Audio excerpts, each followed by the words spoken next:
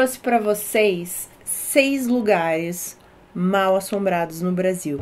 Sim, porque a gente sempre acha que os lugares mal assombrados estão em outros países, bem longe daqui, sendo que às vezes você tem um lugar mal assombrado pertinho da sua casa. Eu conheci vários casos, gente, só que eu selecionei aqui os que eu achei mais interessantes, o que tem uma história interessante por trás, porque existem muitos lugares mal assombrados no Brasil, né, que as pessoas ouvem vozes, ouvem gritos e choros e tudo mais, mas eu trouxe aqui 6 que eu achei mais legal. Vamos começar. Edifício Joelma. Em 1974, um grande incêndio atingiu o edifício Joelma e é uma das maiores tragédias conhecidas aqui no país. O incêndio começou devido a um curto-circuito no sistema de ar-condicionado no 12º andar, ocasionando 187 pessoas que perderam a vida e 300 feridos. Segundo o site O Povo, ele é o segundo pior incêndio em arranha-céus da história, perdendo apenas pro incêndio nas Torres Gêmeas. Então dá pra imaginar como foi essa tragédia, né? Só aí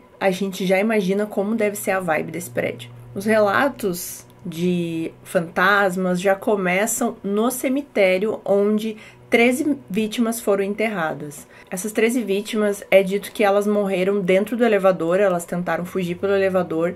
O elevador ele não despencou, mas ele ficou pendurado e elas acabaram morrendo queimadas ali.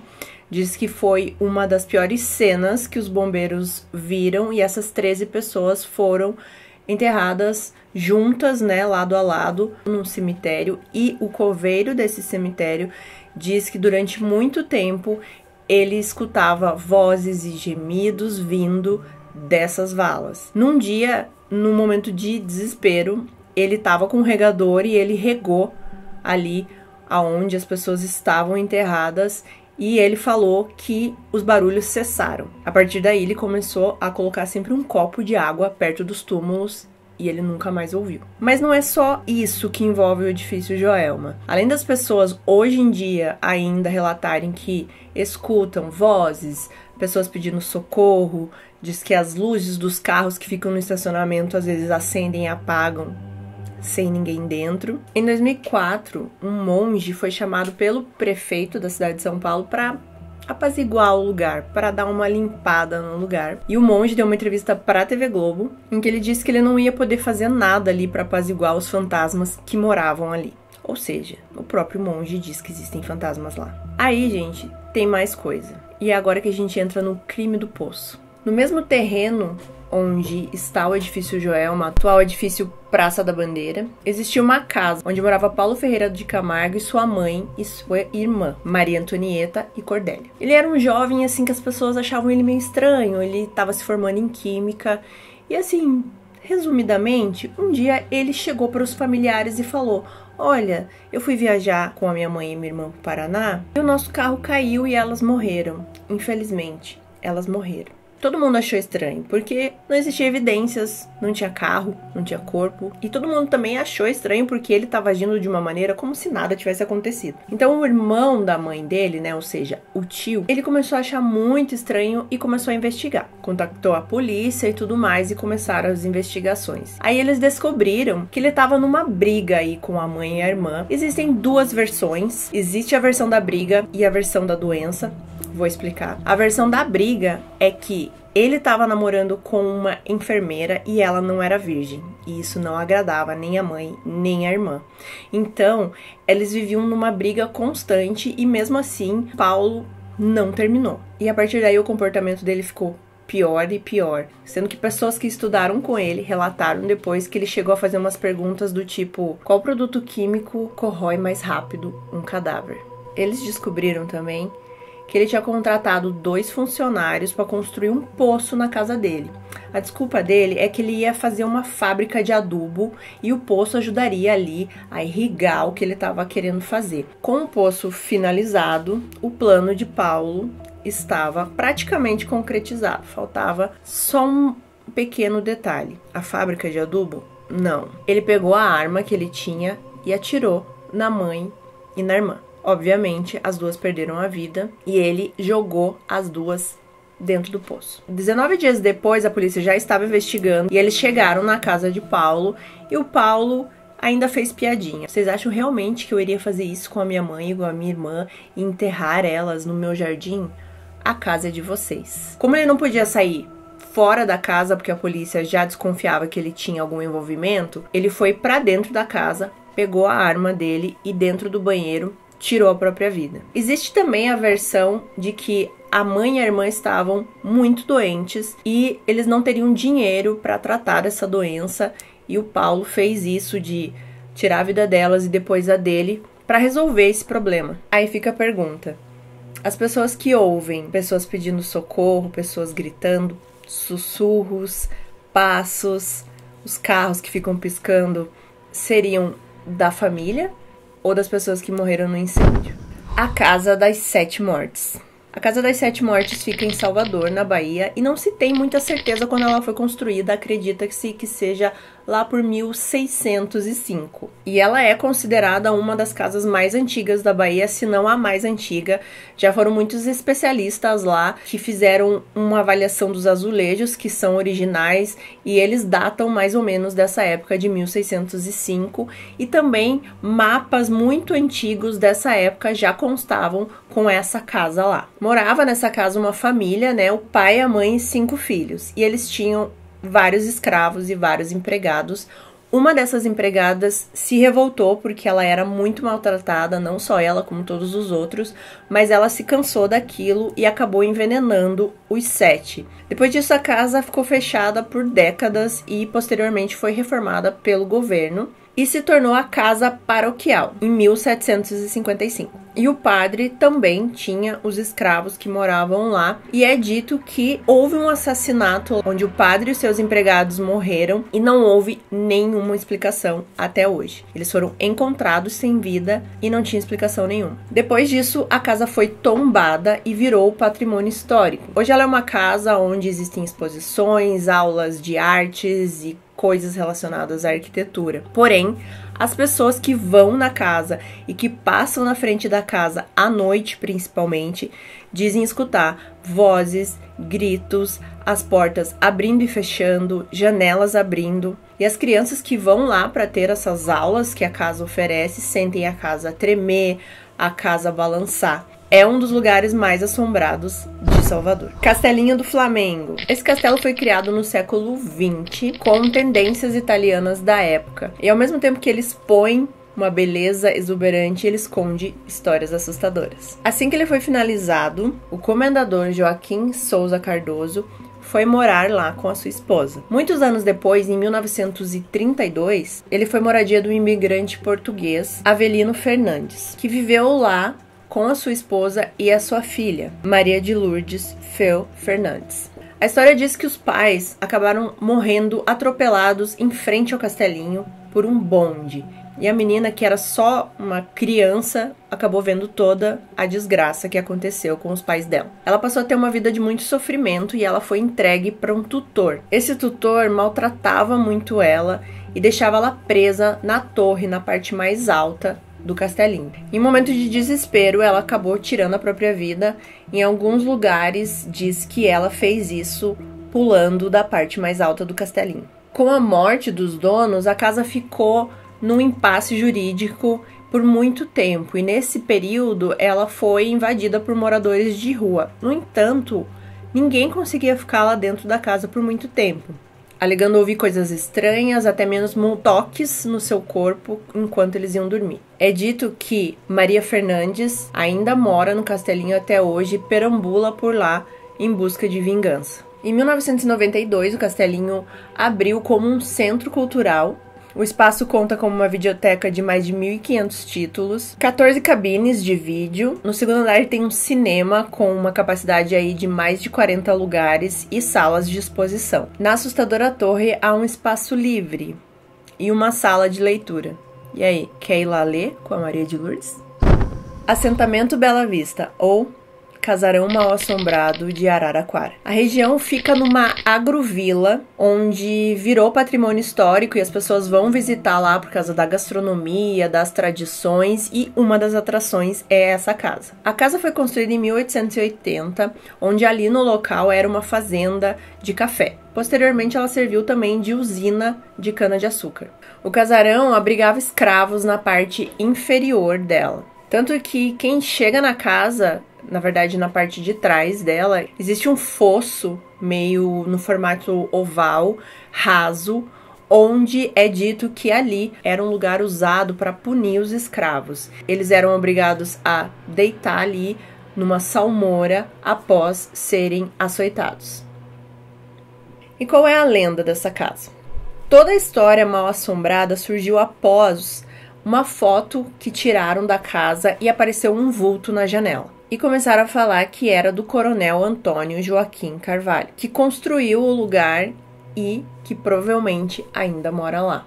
Ele era uma pessoa muito ruim, ele mantinha os escravos na casa mesmo depois da Lei Áurea, e ele foi morto em 1897 numa briga pelo jornalista Rosendo de Souza Brito. Esse jornalista foi detido, foi preso, porém as pessoas foram atrás dele, tiraram ele da cadeia e lincharam ele e o tio dele na frente da delegacia. Esse acontecimento ficou conhecido como o linchamento dos Britos. Então é dito que o coronel voltou para sua casa e mora lá até hoje. A casa está completamente abandonada, ela sofreu muito vandalismo, porém a estrutura continua em pé. As pessoas que moram ali ao redor e as pessoas que vão visitar a casa, inclusive vão visitar para achar essas coisas, afirmam que escutam correntes, pessoas gritando, vultos, vozes e todas essas coisas que o local assombrado tem. E aí, tem coragem de visitar? Castelinho da Rua APA. Mais um castelinho, gente. Essa construção fica em São Paulo e é uma das construções mais emblemáticas da cidade. Ele foi construído no século passado, mas 30 anos depois ele foi abandonado por causa de uma tragédia familiar. E quantos lugares a gente conhece que é amaldiçoado por causa de uma tragédia familiar, né, gente? E qual foi a história? Dia 12 de maio de 1937, Maria Cândida Guimarães, de 73 anos, e os seus 2 filhos, Álvaro e Armando, de 45 e 43 anos, respectivamente, foram encontrados sem vida, com uma pistola ao lado. E até hoje, gente, esse crime é um mistério e ele não foi solucionado, que existem muitas versões. A versão da polícia é que o Álvaro, o mais velho, teria atirado na mãe, depois no irmão e depois se matado, apesar que ele foi encontrado com 2 tiros. E o motivo seria um impasse com o dinheiro da família. Eles eram uma família muito rica e o Álvaro tinha acabado de voltar do exterior e ele voltou com uma ideia de construir um rink de patinação no gelo, coisa que a mãe e o irmão não aprovavam, porque ele achava que isso ia acabar com a fortuna da família. Os legistas acham que foi ao contrário, que foi o mais novo que atirou na mãe, depois no irmão mais velho e depois nele, porque tinha pólvora na mão dele. Outro mistério é que a bala que atingiu a mãe não veio da mesma arma que atingiu os irmãos. Ou seja, existe a possibilidade de ter uma 4ª pessoa. E tem mais coisa, a posição dos corpos que foram encontrados não condiz com a cena que a polícia estava falando, de um ter matado o outro e se suicidado, porque eles foram encontrados exatamente um do lado do outro. Esse crime, gente, realmente ocorreu, não é lenda. Existe até um livro que foi escrito pela sobrinha neta da Dona Maria Cândida, e ela diz nesse livro que o laudo foi muito mal feito e que ela tem certeza que não foi ninguém da família que fez isso. Depois dessa tragédia, o castelinho ficou numa disputa judicial entre a família até virar patrimônio público. Nesse período, algumas pessoas moraram no castelinho e ele foi aí cenário de filmes e videoclipes e tudo mais. Uma das pessoas que morou nesse castelo é o comediante Akito. Ele morou lá em 1944 e ele falou que era comum escutar pessoas andando na escada, as portas se abrindo e ele acordava de manhã e a torneira estava ligada. Mas ele sempre contou isso de uma maneira que ele não ficava assustado, então por isso ele morou lá muitos anos. O Zé do Caixão gravou um filme lá e ele quase teve um acidente, então os bombeiros resolveram tirar o chão do 2º andar para que ninguém mais subisse e tivesse algum tipo de acidente. Teve uma família também que morou lá durante 20 anos e também relatava sussurros, gritos, passos, portas batendo, todo o pacote, gente. Nos anos 80 ele ficou super abandonado, pessoas de rua moravam nele, e uma dessas pessoas que era de rua, o nome dela é Maria Eulina, ela olhava o castelo e ela pensava, um dia esse castelo vai ser meu. Ela tinha o sonho de restaurar o castelo e em 1990, quando ela já estava numa situação um pouquinho melhor, ela começou a batalhar, tombar o castelinho. Em 1997, ela conseguiu dar entrada nesses papéis e em 2004 ele foi tombado. O prédio, ele pertence à União, mas ele foi cedido a ela na época para que ela pudesse usar como sede da ONG dela, Mães do Brasil. É uma ONG que ajuda as pessoas em situação de rua. Porém, gente, ela nunca conseguiu reformar o castelinho e o governo acabou fazendo um prédio anexo ao castelinho para que ela conseguisse tocar a ONG dela. E ela também relatou que ouvia barulhos fora a energia ruim que o castelinho passava. E ela acreditava que era por causa disso que as pessoas não se interessavam em reformar, porque chegava lá e era como assim se algo fizesse as pessoas desistirem da ideia. Existem pessoas que dizem que tudo que aconteceu ali no castelinho foi um ato de espíritos malignos, até porque eles falam que o número da casa somado dá o número 11, que é um número super aí usado nas magias e no mundo sobrenatural, e fora que o castelinho fica numa bifurcação, que também é relacionado com isso. Muitas pessoas que passam na frente do castelinho falam também que sentem uma sensação estranha, que veem coisas, que escutam coisas, e acredita que são as pessoas que morreram dentro do castelinho que estão lá esperando a justiça e a resolução do crime. Em 2017, agora ele foi reformado e ele continua com a ONG da Dona Maria Eulina. Será que a família gostou da reforma? Cidade Fantasma Fordlândia.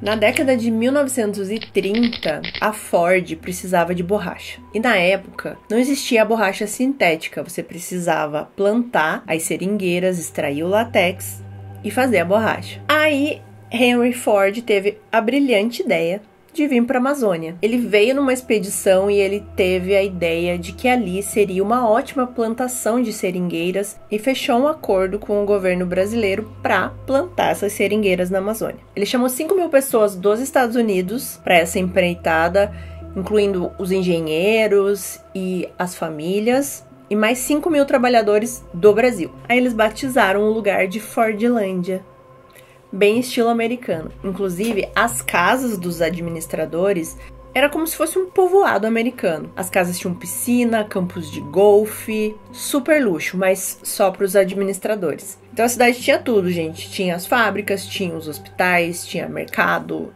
Tudo eles fizeram para que desse certo essa empreitada aí das seringueiras. Aí o que vocês acham que aconteceu? Óbvio que não deu certo, né, gente? O projeto foi um fracasso por muitos motivos, mas resumindo, o pessoal lá que veio dos Estados Unidos não conseguiu se acostumar aqui com a Amazônia, eles ficavam doentes direto, febre altíssima, picadas de mosquitos, de cobras e tudo mais, eles viviam doentes, e a galera que tava do Brasil, que foi lá trabalhar, vivia numa situação péssima de trabalho. Então eles começaram a protestar, a fazer greve, e fora isso, a plantação em si foi um fracasso porque ela não cresceu como eles acharam que iria crescer, e mais ainda, nessa época surgiu a borracha sintética. Porém, o projeto aí durou 6 anos, o que eu acho que já foi até demais, e aí o Henry Ford decidiu abandonar o projeto e vendeu tudo ali o que tinha ali para o governo brasileiro por $250 mil. Na época deveria ser muito dinheiro, mas mesmo assim ele teve um prejuízo de milhões e milhões e milhões de dólares. Então isso que ele cobrou aqui do governo brasileiro foi tipo assim, só para não sair perdendo tudo. Então o projeto foi um fracasso e as pessoas, uma boa parte voltou para os Estados Unidos e os brasileiros continuaram morando ali em situação totalmente precária.